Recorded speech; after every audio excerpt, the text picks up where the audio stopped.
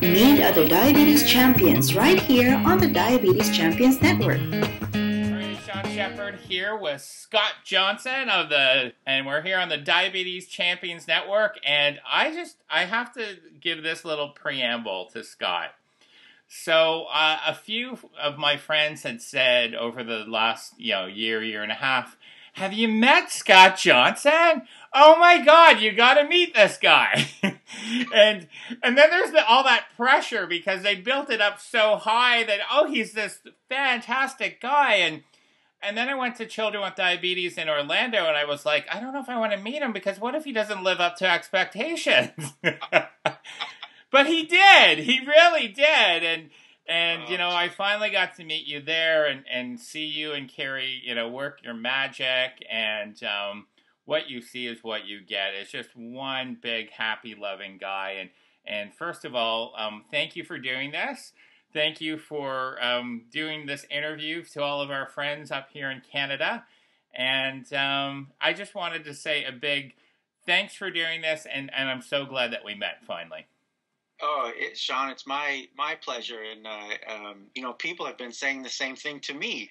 You got to meet Shawn. He's great. And I was nervous too, but it was, I think we had both kind of escalated each other up to the same level, which was perfect. And so it made for a really great, a great meeting. And, it was really cool. And,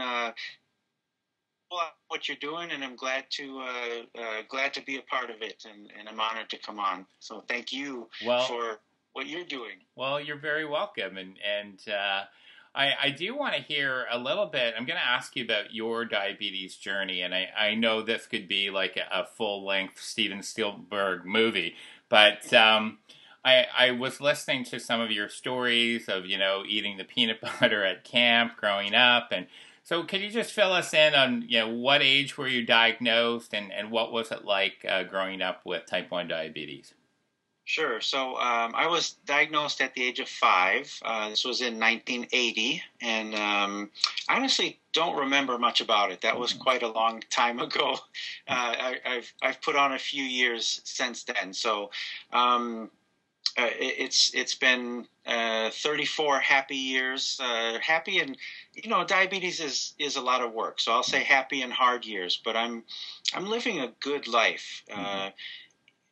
With diabetes, there's a lot of work, but I also feel that it doesn't necessarily slow me down or get in the way. It just means I have to do the work necessary to keep it out of the way, if that makes any sense. So.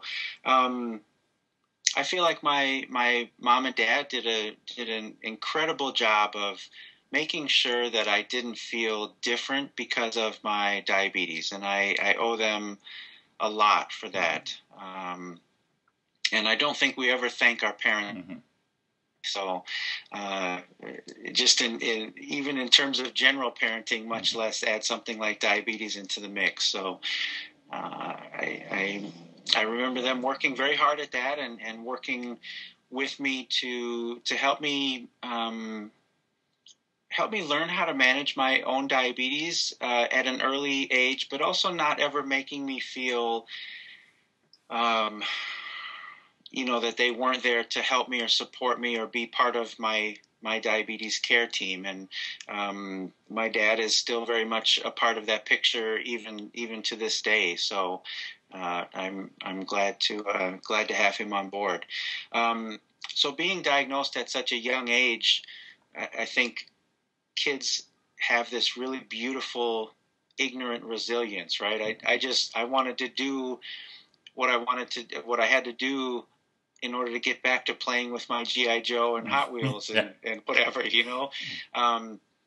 So the gravity of diabetes didn't really start to hit me until I became an adult, and then all of the kind of emotional and psychological stuff started to bubble up to the surface, and that's, I think, really where my writing came into the picture. I kind of found that as an outlet to deal with some of the things that were happening in my heart and head, and the exercise of assigning words and phrases to those things was very therapeutic for me. Well, and I'm glad that you said that, because sometimes when I go to events, or maybe I'm in some of the clinics here, people that are not only newly diagnosed type 1, but maybe have been living with it kind of all on their own, and feel that they're on an island. So if it's a child, they're the only one at the school. You have to test their blood and take care of their diabetes, or adults at work, and it's one of those things that just breaks my heart when people think that they're all alone. And so how does that, first of all, I two questions for you, because I know about your blog and your amazing work online. So the first question is, for somebody who's not in any of these online communities, how would they get started, and why would they get started?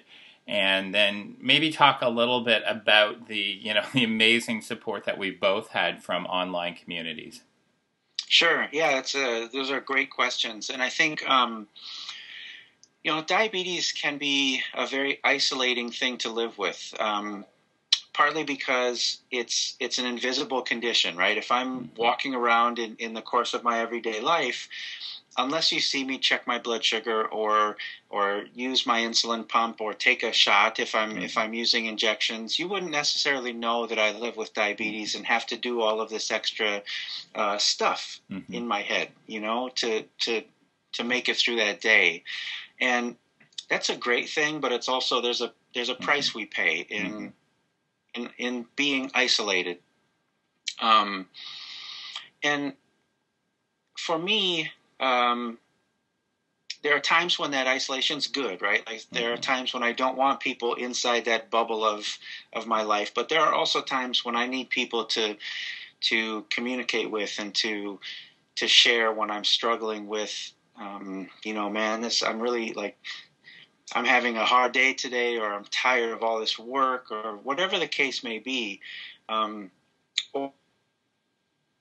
great day, or whatever it is, right? There are times when I need those people in. So I think that finding those people you can communicate with that really understand, and what I mean by that are those people that you can use the diabetes shorthand language, and you don't have to explain all of the under the scene things. We need that. In order to get involved or find some of those resources, I would say one of the best things to do is just hop online and do a search for diabetes blogs. And that's just one quick and easy way to get started. And you'll have to invest a little bit of time in searching and finding people out there. There are so many blogs. You're going to run into some that don't really resonate for you or don't connect, and then there'll be some that you find that you're like, you know what, I like this person. This is someone that I want to read and follow. And so invest some time in finding what's out there, and remember the ones that make you feel the way you want to feel, and forget the ones that don't make you feel that way. I always say, don't waste your time where you're not getting a return on that time investment, right? Because blogging is kind of where I spend most of my time. I key into the blogs, but blogs are just one of a large handful of different social media channels. So you could apply that same method to YouTube videos, or people on Twitter if you get into Twitter, or Tumblr blogs, or Flickr pictures, or you name any one of these social media channels. And for those that watch this video a year from now, whatever new social media things that have been invented between now and then, the same method applies. Invest some time in finding some people out there that feel good for you when you read them, and that's kind of how I would get started. And what I would say too, of seeing you at Friends for Life, there's two things that really stood out for me. And one was you write the way you speak. And I think that it was like right away, and I think you had that comment from a number of people in your sessions as well. And then the other thing was just how much you're loved and the community loves you. And some of the people you were meeting for the first time in person. And to me, I was like, wow, that is so great that you could have this strong, powerful connection and take geography out of the equation. So maybe if you can talk a little bit about your blog and how people can read your blog and where they can find it. Sure, thank you. So my blog is called scottsdiabetes.com, and I started that blog. I actually will be celebrating my 10-year anniversary this year. I would have I would have brought you a present if I known. We'll toast cheers, Diet Coke. I don't even have anything. Wait, I've got my foam stress cup here. Cheers. Oh, that's nice. Yeah. There's this little mini. Hold that up again. Look how little it is. Look at that. And it goes like this when I have those stressful days. And this is my giant, it's as big as my head. And it's it's refreshing. But it's fun because internet years are kind of like dog years, right? It's so and I started back in late in 2004 and really just got lucky with the timing, because that was back when tools like WordPress and Blogger started to become available, and folks, those are tools that you can use to start your very own blog, and that's something I would love for you to do if you want to share your story, or even just experiment a little bit with kind of that value of exploring your feelings around your life with diabetes. Check out some of those tools, WordPress.org or WordPress.com and Blogger and Blogspot. I would love nothing more than to see some new blogs come out, and there are so many blogs out there that I can't keep track of them, which gives me kind of a complex, because I used to be able to read and comment on all of them. But it's a beautiful problem to have, right? That there's so many out there. And what that means for us is that I think everybody will be able to find someone that really resonates with them. And it's a beautiful thing.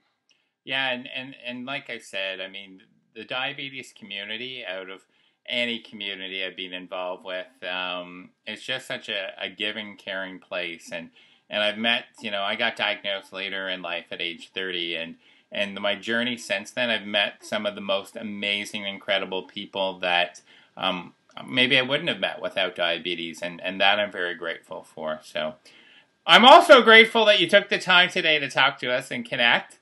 Your very first and hopefully not last time on the Diabetes Champions Network. Scott, I really appreciate it. We're definitely going to talk about your blog and the importance of connection. And thanks for taking the time today. Thank you for having me on, and it's been a lot of fun, Shawn. I love what you're doing, and keep it up. Yeah, thanks, my friend. All right, have a great day. Thanks again. Thank you.